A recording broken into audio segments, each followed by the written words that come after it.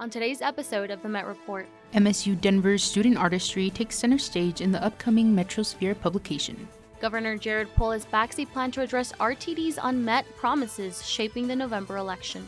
A crucial negotiation with Medicare to cut drug costs and ensure fair access to medications for seniors and families. Highlights from the Big Mountain Hockey Conference's All-Star Weekend. All this and more, starting right now. Good morning and welcome to the Met Report. It's Friday, April 19th, and I'm Cecilia Perez-Najera. And I'm Sassy Montenegro. Thank you guys so much for joining us. Today we have a lot to cover, so let's get started. This Thursday, the Gender Institute for Teaching and Advocacy held its 32nd annual Bridge Speaker event featuring academic and activist Dr. Laryss Garcia-Peña. This year, the spotlight shined on Dr. Garcia-Peña's groundbreaking work that delves into the complexities of Blackness, colonialism, migration, and much more. Her speech focused on amplifying marginalized experiences with traditional narratives. She also highlighted the importance of culture and politics that affect those silenced in history. Her goal is to center the lives of Black, Latinx people to create a more inclusive future. Dr. Garcia's dedication to centering Black Latinx lives serving as a beacon of hope and empowerment for communities. We asked her what inspires her work, and this is what she told us. So I was speaking before about the lack of histories and cultural productions that center specifically on Black women, Black Latina women. And I'm inspired by the growth, but there's a lot that we need to still learn, and that comes by listening to the communities and really being present and taking seriously how people are naming themselves and how people are engaging with their histories. This week at MSU was Dialogue and Civic Engagement Week. It kicked off with a welcome reception on Monday, where all upcoming events and objectives related to the theme were introduced and discussed. Hosted by the Dialogues program in coordination with the Dean's Office and the Communications Studies Department, this annual week-long series has the aim to, quote, foster community through dialogue and democratic engagement. The first event was on Monday, and it was discussions were about climate change solutions at neighborhood level. But this week we saw all sorts of other exhibitions, including lectures on a range of political and social issues and screening of a film titled Running with My Girls on Tuesday. If you missed these events, visit the Dialogues program page under the Dean's Student tab on the MSU Denver website to see how you can be part of this conversation. There is no shortage of creativity coming from the students of MSU Denver, and next Monday, a selection of students' work will be published by our colleagues at the Metrosphere. Volume 41 of the Metrosphere's magazine is titled Born from Nature and will be released next Monday with a celebration in the Tivoli Turn Hall starting at 1 p.m. The magazine will showcase 33 student submissions, ranging from artworks and poetry to many other pieces of literature. Be sure to join us at the event, but if you can't, be on the lookout for copies of the Return to Nature around the Tivoli Plaza Building and King Center for the rest of the semester. This Thursday, the Spring Distress event took place at MSU Denver in the Tivoli Room 320. This event was for spring graduates to take a mental break from the semester. With only a few weeks away from the semester ending, it's the time when many students are stressing and ready to be done. The event allowed students to take a break from homework and participate in fun activities such as painting, making bracelets, planting, Kahoot, coloring, and board games. This event offered the perfect opportunity for students, whether graduating or not, to relieve stress. This occurs every semester to celebrate graduating students' efforts and all of their hard work. Well, CC summertime in the Mile High City means exploring all the wonders that our beautiful city has to offer. That includes walking down the streets in downtown and heading up to the west to enjoy the beautiful Rocky Mountains. That's right, Sassy, and what better place to do that than at the Red Rock Park's amphitheater. But getting up to the concert venue can be a challenge dealing with traffic and parking. However, now there are plans in place to have a stop implemented along the RTDW line. Our reporter Luke Mises has the details. Red Rocks Park and Amphitheater is home to one of the most breathtaking views for a concert and outdoor activities. But going to Red Rocks is a bit of an uphill battle with dealing with traffic and parking. This is where Denver City Council member Darrell Watson and Jefferson County officials have come to the rescue. A new solution is to add an RTD shuttle bus at the Jeffco Government Center Golden Station that will stop at Matthews Winters Park and then go to Red Rocks. The goal for Watson and government officials is to reduce the carbon footprint that Denver travelers carry throughout the state. There is also a benefit for the Denver consumer who is looking for an alternative to Lyft and Uber, which can be pricey when you are traveling from Denver to Morrison. I mean, I would expect it to bring in good revenue for the city, and it's also good for people intoxicated going to shows and want to get home safe. So with all the benefits in place, starting in 2025, going to Red Rocks will be at its peak, opening up new opportunities for locals and for the people who want to explore all the wonders of our state. I think it's a great way for people to get to Red Rocks and makes it easier, and I feel like a lot more people are going to come. Starting next year, the W line will be expanding its route from Jeffco Government Center Golden Station to here to Red Rocks, providing an easier route for parking and traffic for concert goers and hikers. This is Luke Maces signing off for the Met Report, live from Red Rocks Amphitheater. And some concerning news from Miah, as it was announced Tuesday that the Albuquerque-based art company will lay off 165 workers to cut corners. It was reported Thursday afternoon that 50 of those layoffs will come from the Denver Convergence Station exhibit, with statements from Miah citing that these measures will cut costs by 10% amid ongoing disputes with the employee union. Miah has expanded rapidly in recent years, opening locations in Las Vegas and Denver in 2021, with a new installation planned to open in Houston later this year. The company has assured that laid off employees will receive a severance package during the transition and that rehiring is a possibility in the future. And for those who rely on RTD, Trail for Transportation, there's an important news ahead, starting with Governor Jared Polis throwing his support behind a plan to address RTD's long list of unfulfilled promises and potential impact it could have in the November election. The Polis administration is pushing to utilize RTD's resources and expertise to extend train services all the way to Boulder. This Tuesday marked a significant shift in RTD's structure. The local transit agency in the city of Denver, Governor Polis stressed that RTD has been letting down Colorado residents in terms of transit services. According to the governor, the improvements could be implemented as late as 2027 or within a matter of months. With RTD covering a wide area and managing multiple budgets, the proposed changes have far-reaching implications for transit services in the Denver area. This weekend, First Lady Jill Biden will visit the Anschutz Medical Campus in Aurora to promote the White House initiative on women's health research.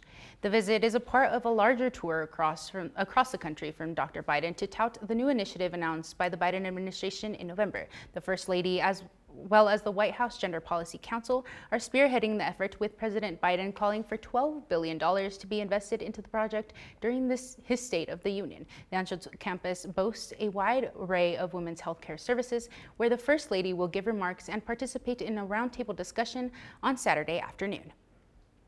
Well, now it's time to see what we can expect from weather this week. Sassy. That's right. Cecilia, let's go ahead and turn it over to the Met Report's Laryss Rodriguez to see what the weather's looking like this week. Thank you, guys. For today's forecast, we are expecting a high of 52 degrees with winds coming in northeast at about 9 miles per hour. We are expecting to see some rainfall and maybe even some snow, so please be prepared for that. That snow will stick around on Saturday with an expected high of 45 degrees and snow flurries. On Sunday, the temperature will start to increase with a projected high of 67 and mostly sunny skies to help clear out the snow from Saturday. As we begin to take a look into next week, the temperatures will start to pick up back again. On Monday, we will see a high of 75 with some sun and some cloud coverage. As for Tuesday, we will see a 67 high with a little bit of cloud coverage. As for Wednesday, we will see a 77 high, mild with cold with cloud coverage. As for Thursday, we will see a 76 high with some cloud coverage throughout the day. And lastly, for Friday, we will see a 73 high with sunny skies. Thanks for sticking around for the weather, and don't go anywhere because after the break, we will have Ben with the latest in politics.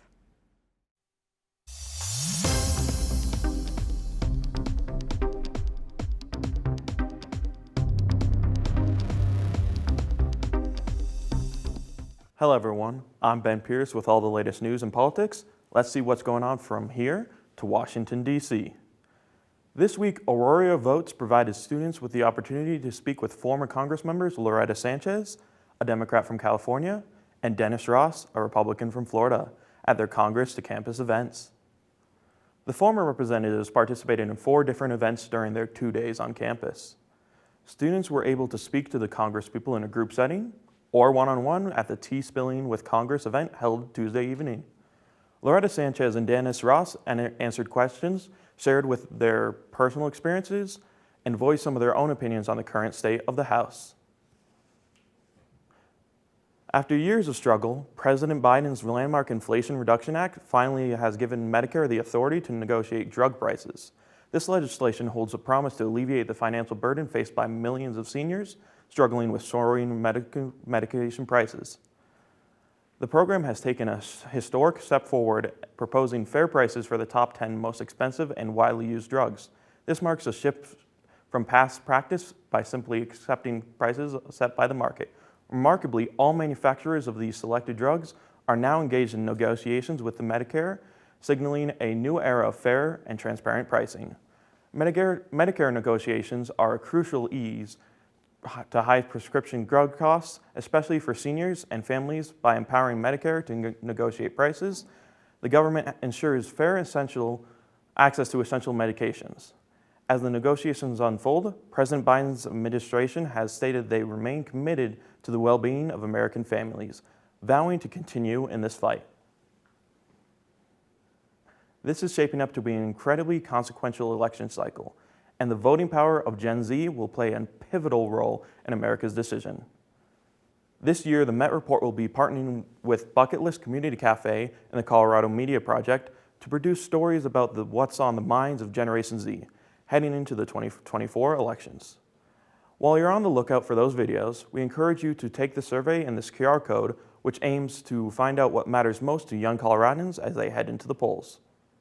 Speaking of the presidential election, former President Donald Trump is back in the spotlight, recently appearing in court facing felony criminal charges of falsifying business reports to cover up allegations of an affair.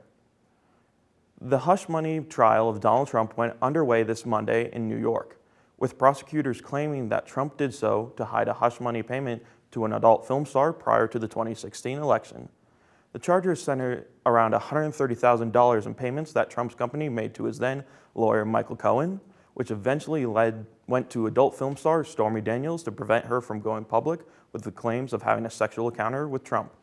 The jury still has not been fully selected, with only 7 confirmed as of April 16th. An additional 11 will be needed. Those who weren't selected stated that they could not be fair with be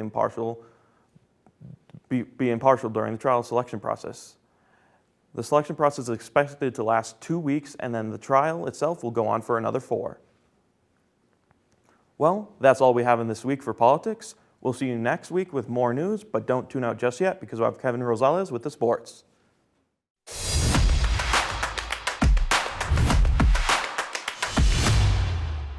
Hello sports fans, I'm Kevin Rosales here to bring you all the news in athletics. Let's get started. Continuing our spotlight on the club sports around campus, our reporter Brandi Rose went to the Centennial this weekend to check out the lacrosse club. Here's more on the story. Today we're here at David A. Lawrence Park to check out the 3-3 MSU Denver Club lacrosse team as they take on the Fort Lewis Skyhawks in a divisional matchup. Roadrunners are closing out their season here at home with senior night to honor their upcoming graduates. So let's go check it out.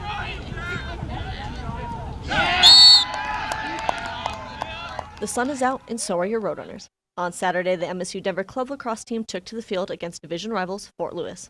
But this wasn't just any game, it was senior night, a special occasion to honor their graduating players, Joseph Machado, Alex Lakey, Tariq Guidry, Stefan Lopez, and club president Braden Hebert, and their contributions to the team. As the game got underway, the Roadrunners wasted no time asserting their dominance, putting themselves on the board early thanks to the goal by attacker William Farkas, displaying their skill and strategic playmaking abilities, scoring goal after goal, leaving Fort Lewis struggling to keep pace. After one period of play, the Roadrunners had outscored the Skyhawks 8-1. Following in Farkas's lead, Tariq Guidry, Marshall Griffin, Kastub Jagannathan, Joseph Machado, Gabe Adams, Caden Hurley, Braden Hebert, and Braden Peters were all able to find the back of the net, giving them the 10-goal advantage to wrap up this match. Combined with the strong play of goalkeeper Jack Carcian, who recorded 25 saves, MSU Denver capped off their senior night with an impressive 18-8 win over Fort Lewis. I spoke with Captain Braden Hebert about their big win and postseason expectations. It was real big for us. Our seniors have been grinding for years. To beat Fort Lewis, they're a great team. Shout out to them. But it's always a big game. Conference, playoffs, everything coming up.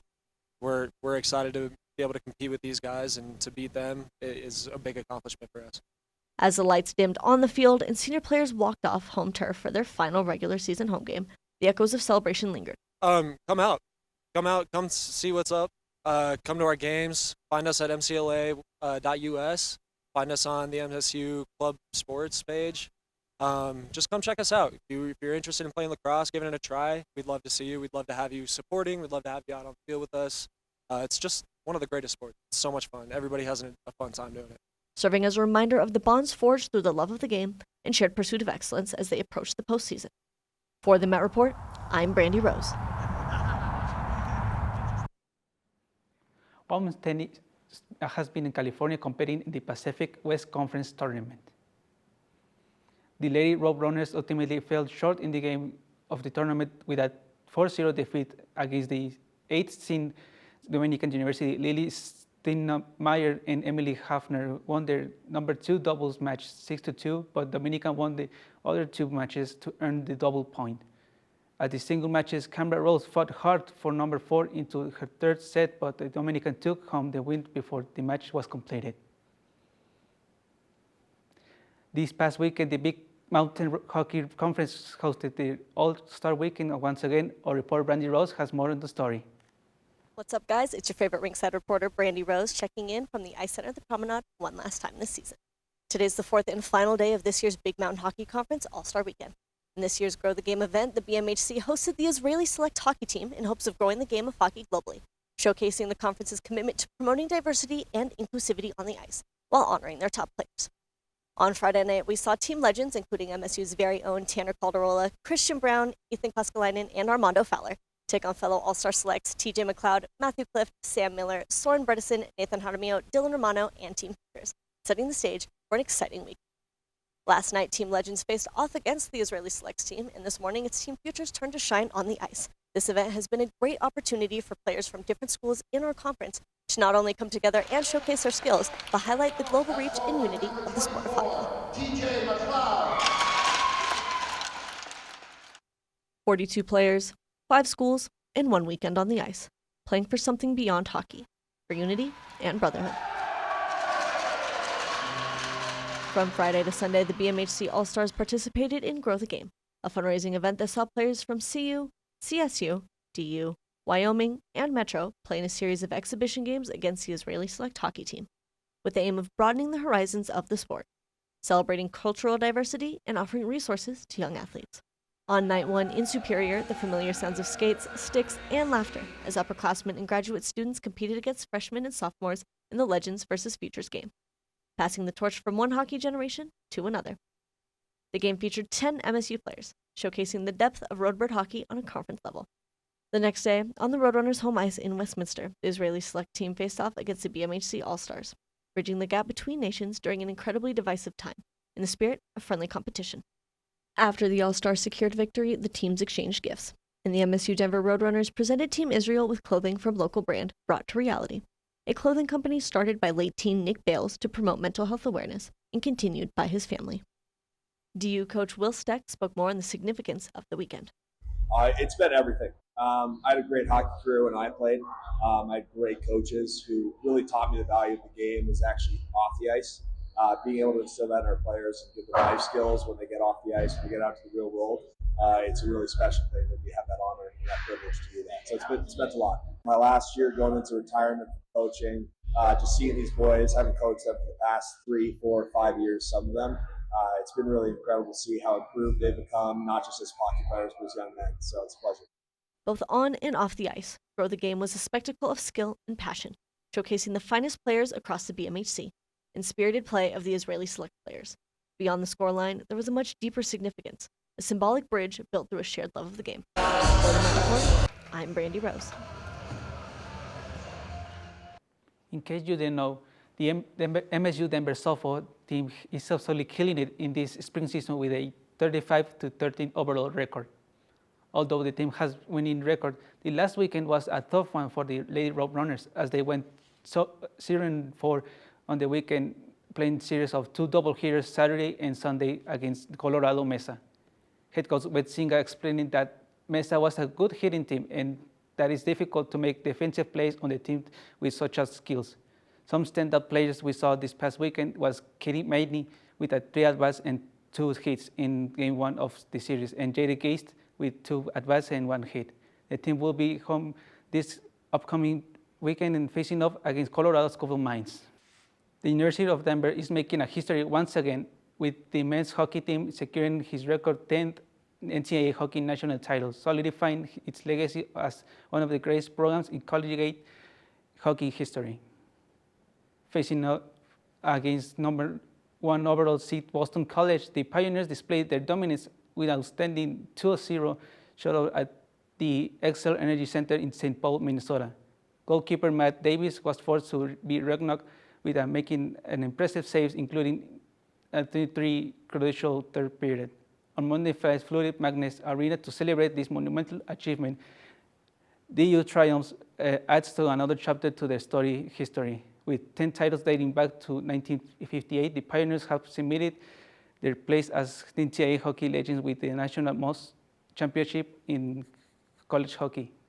The wins for this team and its also play also continue with announcements that forward Massimo Rizzo has signed a 2-year entry-level contract with Philadelphia Flyers, and defenseman Shea Boyum signed a 3-year contract with the Detroit Red Wings. The excitement doesn't end there for DU's hockey fans. The University of Denver will face off against the University of Minnesota at the Ball Arena for the 2025 U.S. Hockey Hall of Fame game over the Thanksgiving weekend. With that ends our sports segment. Be sure to check out our channels, YouTube channels for updates on all sports at MSU Denver. Once again, I'm Kevin Rosales. Now let's send it back to you guys at the desk. Thank you so much, Kevin. Yes, Sassy. Well, it's almost the end of the semester. Yes. How are your classes going? Are you excited? Well, I'm very excited for it to be over, Cece. I am struggling on a class, coding class, but we have 3 more weeks, so I just need to push through it and we should be good. Yes, well, that's what What we about all you? need to do. Yeah. I also need to push through because I'm also in that coding class with you, and it's a struggle. But it's really hard. But we'll get through it. We got it. Well, that's all we have for you today. Be sure to check out more of our content at mymetmedia.com and follow us on Facebook and Instagram. That's right, and subscribe to our YouTube channel to stay up to date with our weekly broadcasts. From all of us at the Met Report, thank you so much for joining us. I'm Sassy Montenegro. And I'm Cecilia Perez-Najera. Goodbye, everyone.